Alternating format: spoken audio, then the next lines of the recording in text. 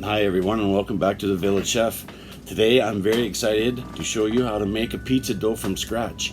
And yes, it can be a little intimidating, but I'm going to make it as easy as possible. I've refined this one and it works well for me every time, so you should have no problems making a homemade pizza. For starters, what we're going to need is, and I will give you the measurements, so if you want to start writing things down, go ahead, or you can just rewind and do your thing later. But we're going to start out with 3.5 cups of all-purpose flour. The all-purpose flour will give you a great pizza dough. It'll be a little bit more crunchier, where a bread flour would give you a little bit more poofiness, a little bit more air to it.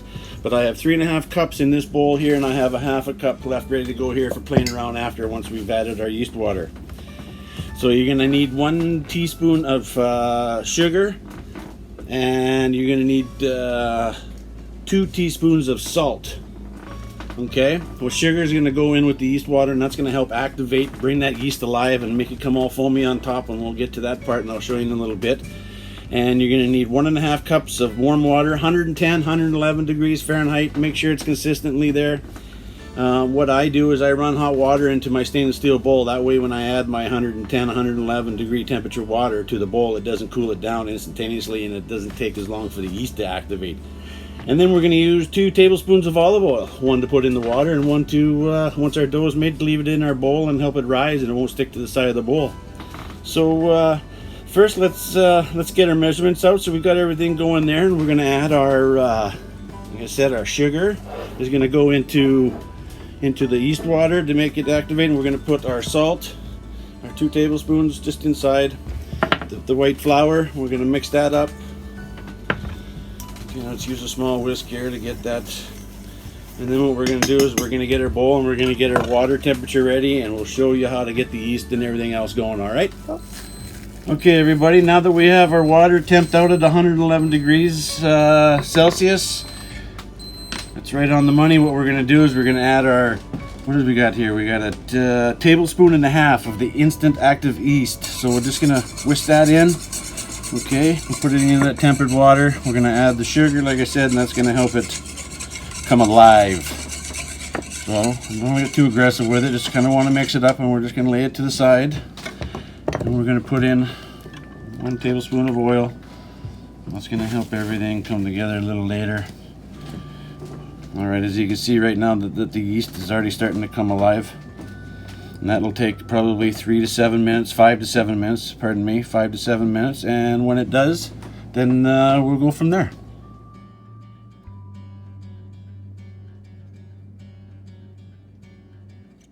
Right, now that we have our yeast, look how active that is, and all that goodness, and it smells wonderful too. And so what I'm going to do, make myself a little well inside the flour in the bowl here, and I'm just going to run it in there. And I'm just going to flip it around a bit. Don't want to get too aggressive with it. Just kind of make yourself a well.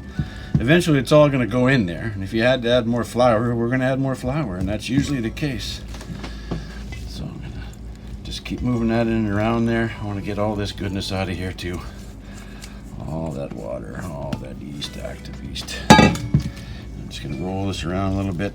And before you know it, I'm going to get my fingers all dirty and my hands all dirty, and it's going to be a wonderful thing. It's going to be a wonderful thing. So this is the start of it. I can feel the heat from the yeast over there. So I'm just going to move this around, incorporate it, just incorporate it, work it.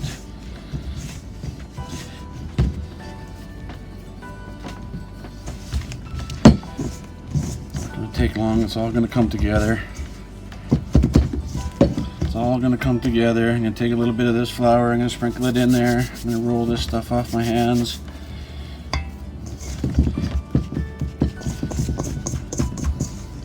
Just move it around.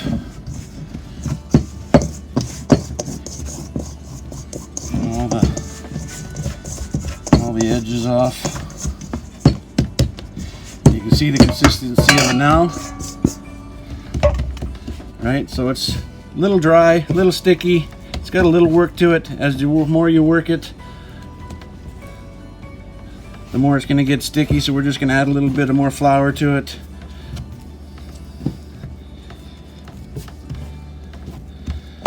little bit more here.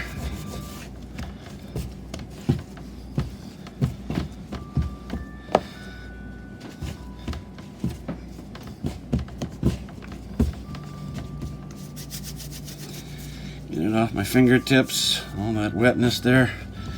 Now it's coming together. I can start to feel it a little bit now. Get my bread scraper out. Right. Here we go. We're starting to come together a little bit here now. And we want to work it. The more we work it, the more those gluten strands come alive. And we get a nice stretchy dough. I'm just going to reach back here.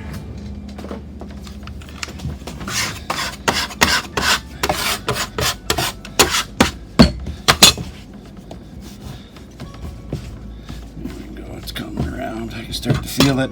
It's a bit sticky, as you can see. You don't want it to be too dry, but you don't want it to be too sticky. And it's quite humid inside my home this morning, or this afternoon, I should say. So you might feel like you're going to constantly be feeding it flour because it's going to feel sticky and tacky. But my knowledge and repetitious times of making pizza dough will allow me only to add so much because of the humidity. I'm not even going to turn an oven on to let the residual heat make the dough rise. It's humid enough out. So I'm just going to keep kneading it. A little more flour when necessary. And we're going to end up doing this for 5, 7, possibly 10 minutes. It's good for you, good for your hands. You feel a sense of accomplishment after you've done making this. And then you get to pan it out and put your favorite toppings on it. Hey, become your own chef of your own domain. This is a good one. This is a good recipe, as you can see it's coming together. And I hope it comes together for all of you trying it. It sure is humid though, holy mackerel. Keep going with a little bit more flour. This is nothing out of the ordinary. It calls for 3.5 to 4 cups of flour, so this is the other half to make it an equivalent to 4 cups of flour. So I started out with 3.5 because I didn't want it to be too dry. Because if it's too dry, you can't add liquid to it. You're pretty much starting over. And I know people that have done that and get frustrated. So I'm hoping this one will work for you. Yeah, I can feel it. I think this is going to be the last little bit that I'm going to put on it. Of flour. And we put some oil in with the yeast water.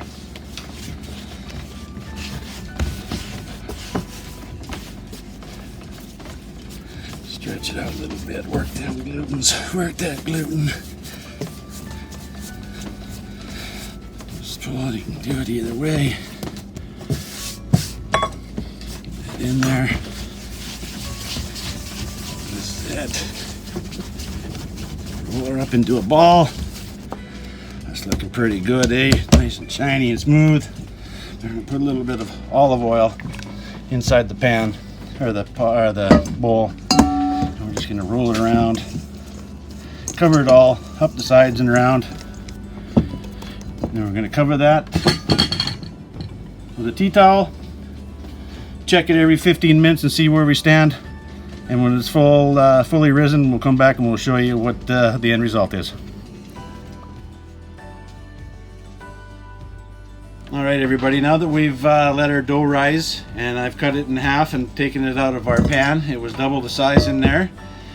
I'm going to show you a couple of different ways that you can press your dough out, and I do it by using my fingertips. This is the method I like. I can feel the thickness of the dough, I can tell where it's going.